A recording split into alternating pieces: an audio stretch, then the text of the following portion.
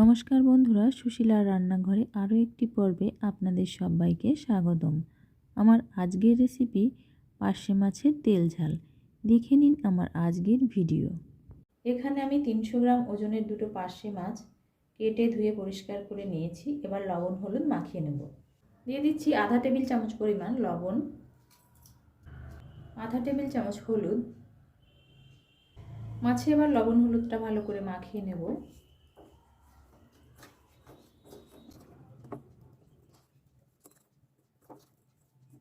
লবণ হলুদটা মাখিয়ে নিয়েছি, এবার রান্নাটা শুরু করব। কড়াই গরম হয়ে গেছে, প্রথমে আমি মাছটা ভেজে নেব। দিয়ে দেব 3 টেবিল চামচ সর্ষের তেল।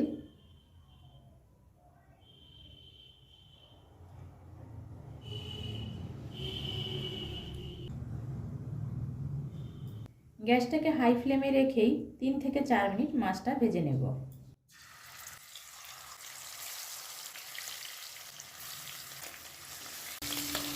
মাছের এক পিঠ ভাজা হয়ে গেছে, এবার উল্টে দেব।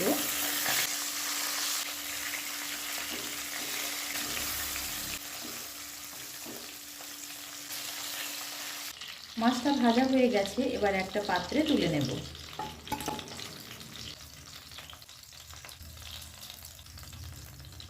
মাছ ভাজা এই তেলের মধ্যে সামান্য পরিমাণ কালো জিরে ফোড়ন দিয়ে দিলাম। কালো জিরেটা 30 থেকে 40 সেকেন্ড নাড়াচাড়া করে নিয়েছি। এবার 1 টেবিল চামচ আদা রসুন বাটা দিয়ে দেব।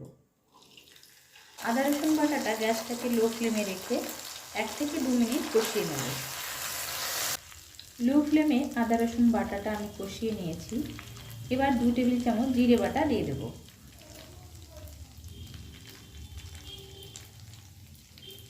এবার দিয়ে দেব 2 টেবিল চামচ পোস্ত বাটা।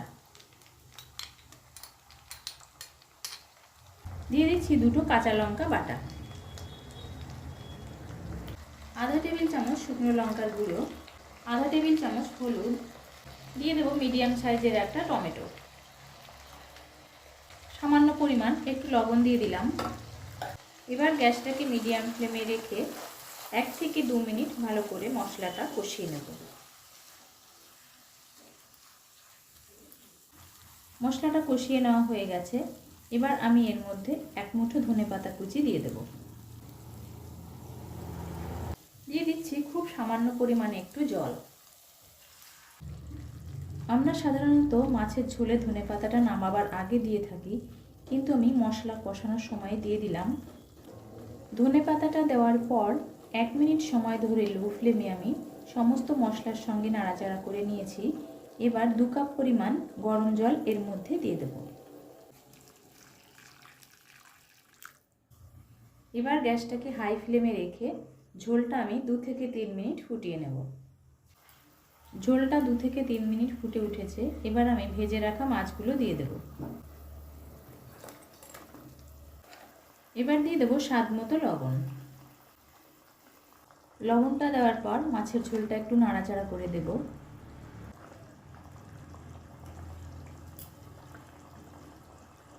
এবার গ্যাসটাকে মিডিয়াম টু হাই ফ্লেমে রেখে একটা ঢাকনা দিয়ে ঢেকে 5 থেকে 6 মিনিট রান্না করব।